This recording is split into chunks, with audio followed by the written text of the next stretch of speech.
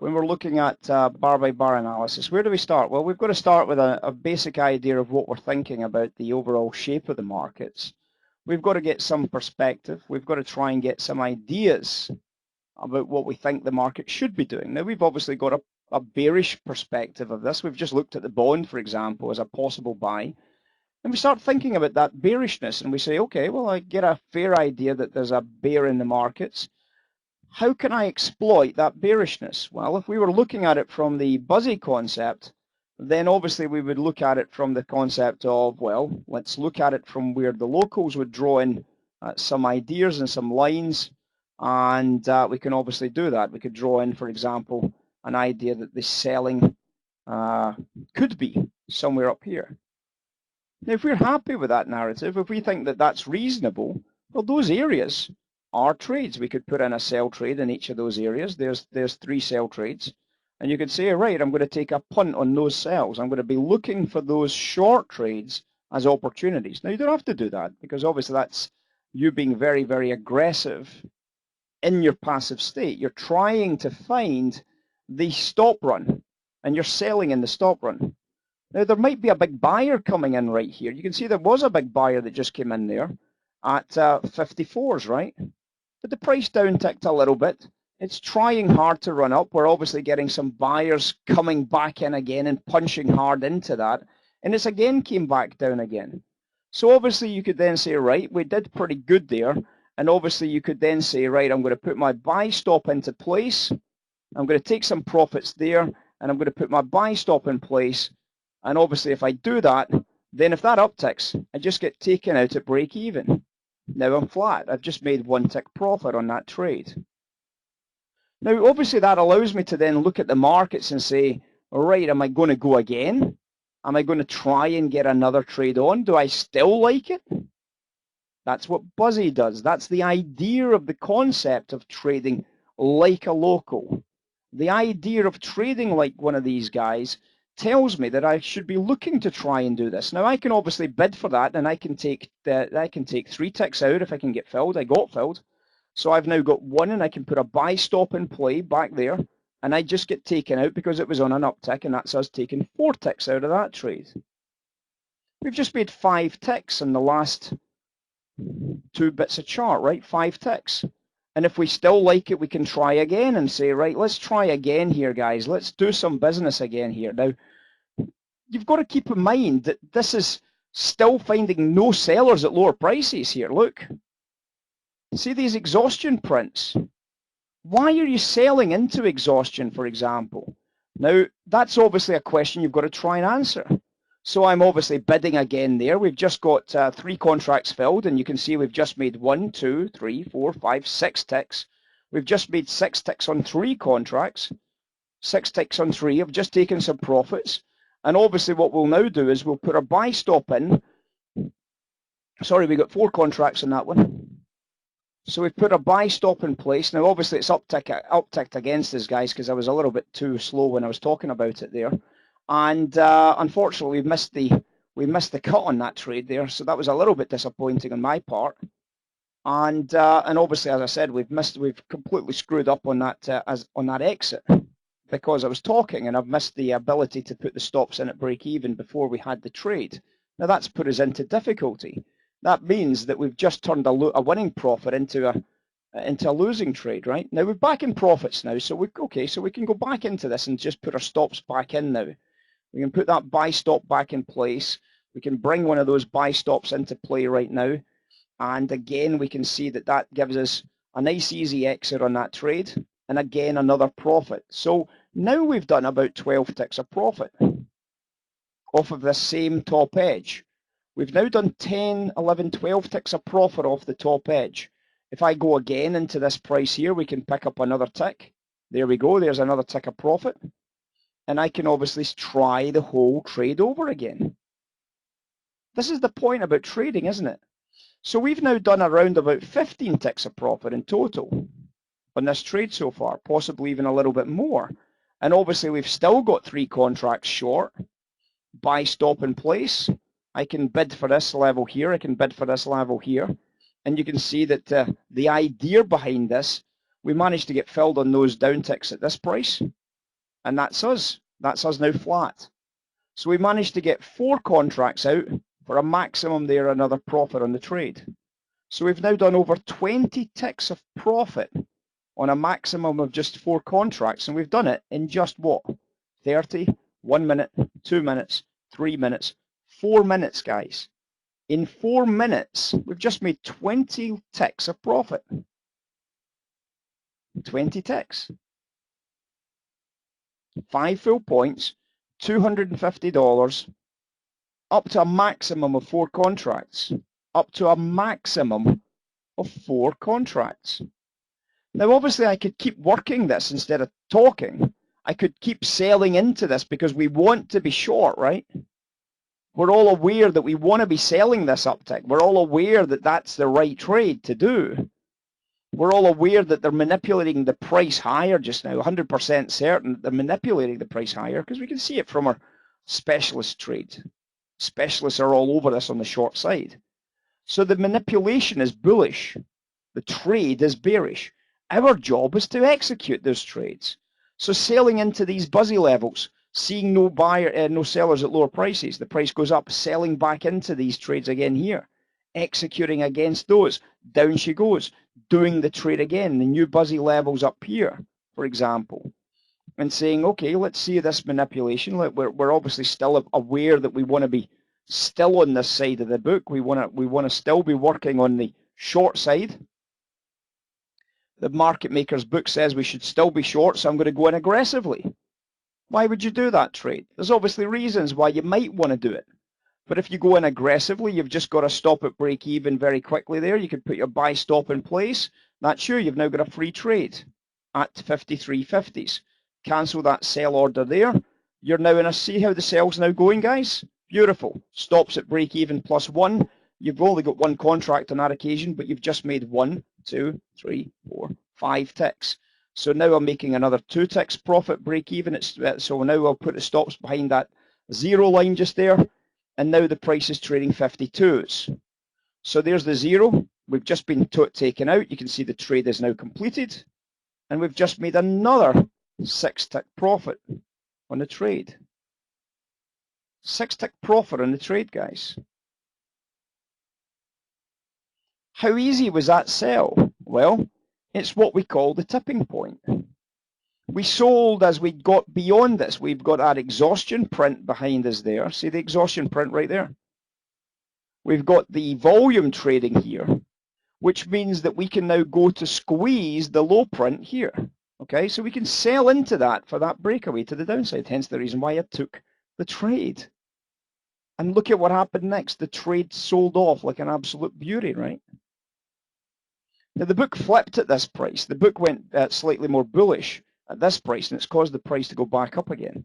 But obviously, since the price went back up, it's just jumped back into the bearish side again, and that's pretty obvious. So I'm just waiting for an opportunity to start exposing that as a sell trade. Now, obviously, if we got a little buy program kicking in, that would be a brilliant selling opportunity because we love to sell to buy programs, unlike other people that try and do this product on the internet. We sell to buy programs most of the time, and therefore a little buy program that was kicking in perhaps as it came back up to retest in these highs would be a selling opportunity for me, and we would be able to take the market offered.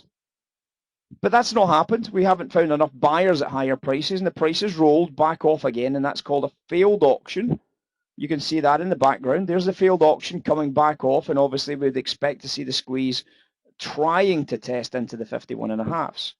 Now, obviously, if this fails and goes higher, we would obviously be now expecting it to try and run up into the 55s at the top edge to try and get us back short. But at the moment, our trading has gone on quiet. It's gone pause. We're seeing this squeeze attempt coming up.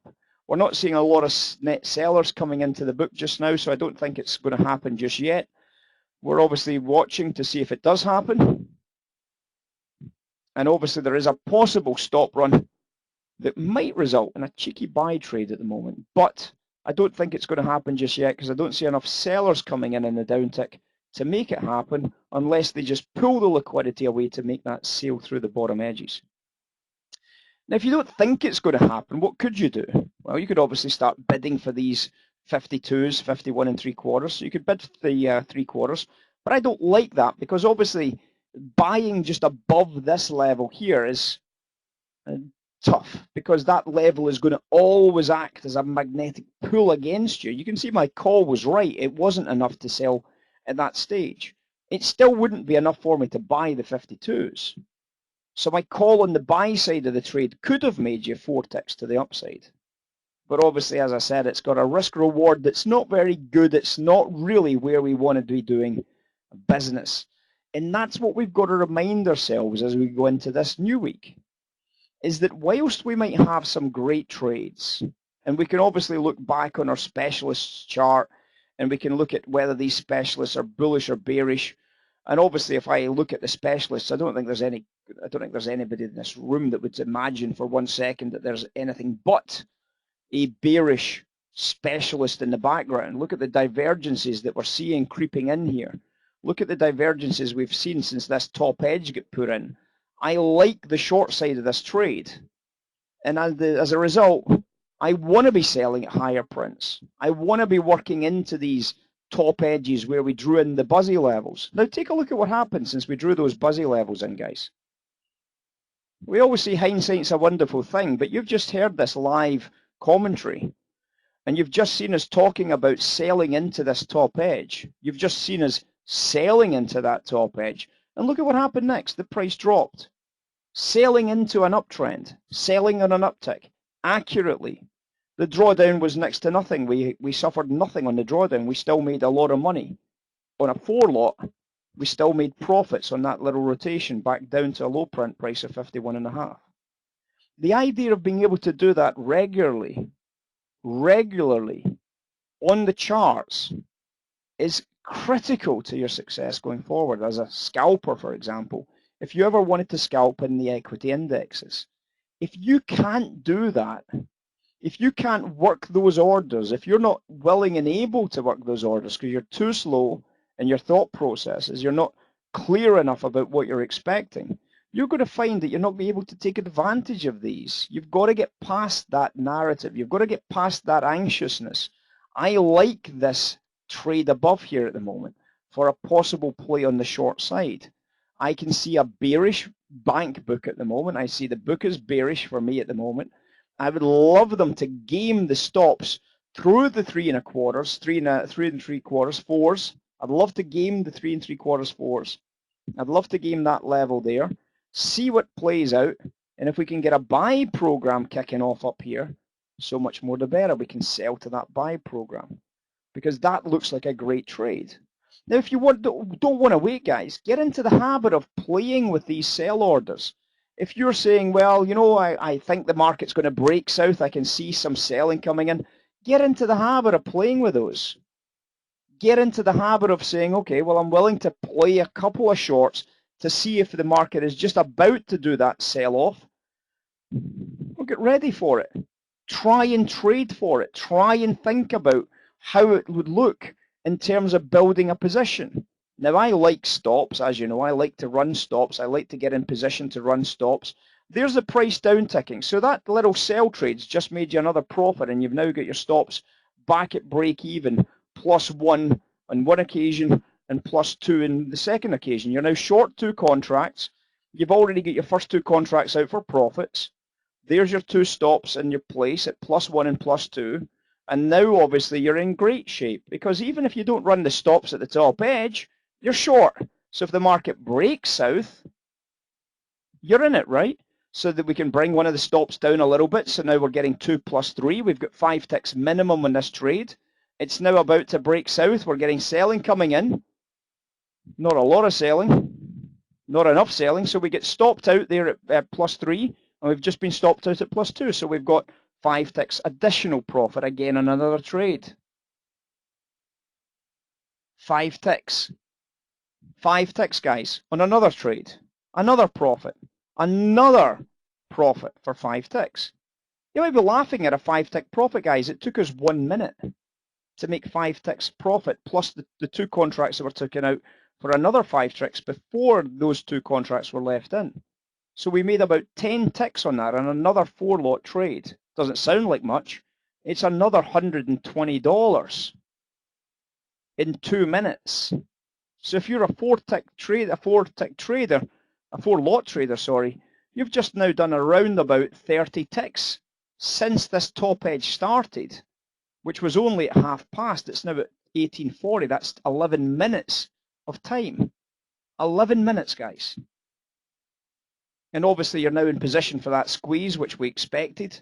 If I wasn't talking, I would have traded again on the basis of this taper at the top edge. We would have sold again at 52 3/4, 53s to get back in the short trade.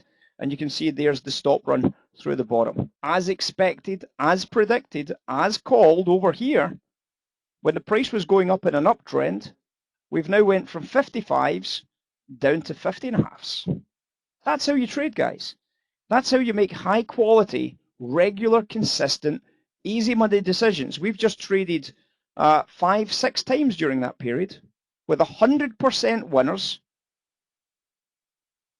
and we've made a profit on every single trade that we've taken.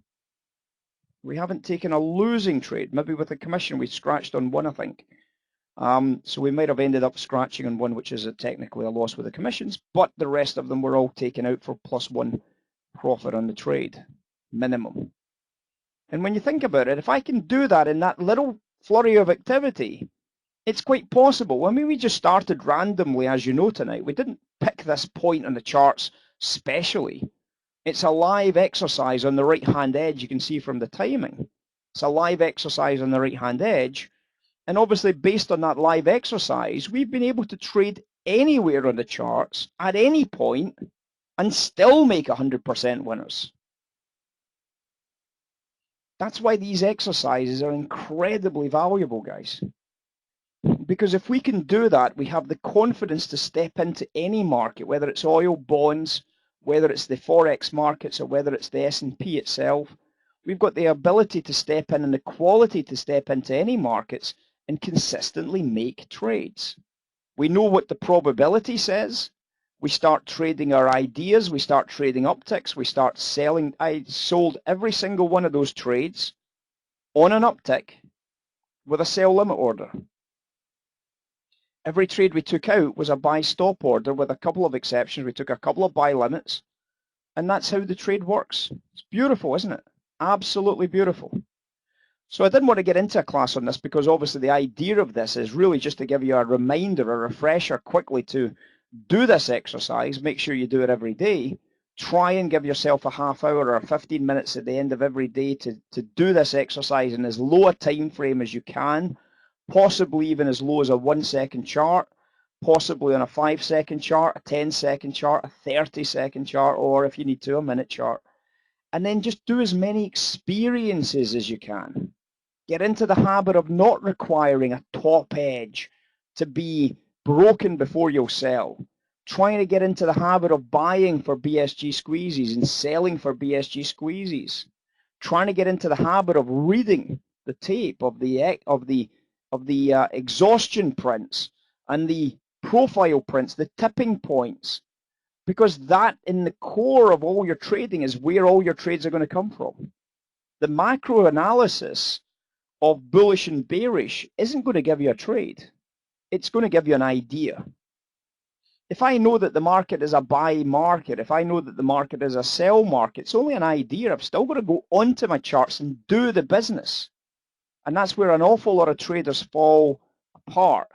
They enter too late, they enter too tentatively, they enter too soon, they mistime their entries, they mismanage their money, they don't understand what it is they're trying to accomplish, they don't read the tape, they don't get a read on what's happening. And you can see that by drawing in these ideas, I've been able to take advantage of almost perfection on every occasion. Almost perfection on every occasion. And from that, I've been able to take a trade from 29.55s to 29.50s without any trouble at all, live on the right-hand edge of the room. And then you can see, obviously, the right-hand edge of the room, the right-hand edge of the charts. The timing is on the right-hand edge. The chart is on the right-hand edge. You've got to make those decisions on the right-hand edge, guys. It's all right learning it going backwards. It's all right learning it to understand the process going backwards. But at some stage, you've got to test yourself against the market real time. You've got to test yourself against the market when you're looking at these narratives. You've got to read what the buying is achieving and what the selling is achieving. If you don't, you're never going to be able to do it when it comes to real-time trading. If you get nervous and you make a mistake, it doesn't make any difference, guys. When you're looking at it and you're trying to learn, if I put in a sell right now, it's probably going to be a mistake because there's a lot of buying coming in. But what's wrong with putting in a sell just now? What's wrong with that? If you think that's a sell, put in a sell. Try it. But you've got to try and understand. You can see it's just upticked. So I told you it was a mistake, right? So you can understand that by looking at this, you've got to practice. Mistakes, when you're doing it on a demo, when you're doing it on your sim account, go unpunished, except in your own mind and except in your own memory. And that's important because you shouldn't just dismiss them, you should learn from them. And then when you come to trading this, instead of trading the mini S&P, you trade down, as Ian was doing, you trade down into the micros so that you can do lots more trades. Look at what just happened. I told you that this market was going to go up, so if you sold it, it would be a mistake. The price just went from 52s to 54s. So I could have traded that. If I wanted to trade that, I could have traded as a buy because I knew it was going to go up, right? And that would have been another successful trade. What I'm saying is that you can trade anywhere on a chart, on any candle, at any price. There is always going to be some sort of edge that you can gain from what you're seeing. There's always going to be some sort of edge to be gained from something. And it doesn't matter what you're using, whether it's a value line, whether you're trying to understand the concept of fair value, whether you're using some order flow, whether you're using the tick, whether you're using some volume analyzer. There's always going to be something that should be able to try and give you an edge. And if it doesn't, you chuck it in the bin and you find something that does give you an edge. But if you can't read the tape, it's all going to be worthless because you're not going to see the amount of buying and selling pressure that's hitting the book at any time. You're going to be the guy as a retail trader that's going to be selling to the buying pressure and you're going to get blown out. You're going to be the guy as a retail trader that's buying before the stop run happens and you're going to get blown out. If you can't read the tape, you're going to be making good decisions at bad times because you'll be using your edges, which is good decisions, but you'll be using them in the wrong places at the wrong time. And because of that, you're going to end up with a losing book. Instead of being able to consistently make profits on the right-hand edge, you watch the auctions, you watch the failures, you watch how value moves, you watch how fair value moves. And if you can't do that, you're good at analysis, but you're not very good at trading yet. You need to improve your trading, which means you need to spend more time doing these kind of exercises on very low time frame charts. The faster the better, to practice your speed, to practice your ability to read and analyze tape on the right-hand edge of the screens as it's happening and as it's unfolding. So please try it, guys. Please try it. It's not about getting it right at the start. It's about getting past the awkwardness of closing off losing trades. It's getting past that as a hindrance to your trading going forward. It's the ability to say, one trade doesn't define me as a trader. In other words, if I took those short trades and it didn't work out, that wouldn't define me as a trader, would it? If I took those short trades up here and it didn't work out and the price rallied, so what? It's not going to define you as a trader, one series of trades.